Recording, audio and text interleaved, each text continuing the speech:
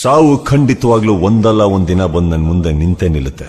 ಅವತ್ ಕೂಡ ನನ್ನ ಕೈ ನನ್ನ ಮೀಸೆ ಮೇಲೆ ಇರಬೇಕು, ನನ್ನ ಮುಖದ ಮೇಲೆ ಲಘು ಇರಬೇಕು ಅನ್ನೋದೇ ಈ ಮದಕರಿ ಆಸೆ.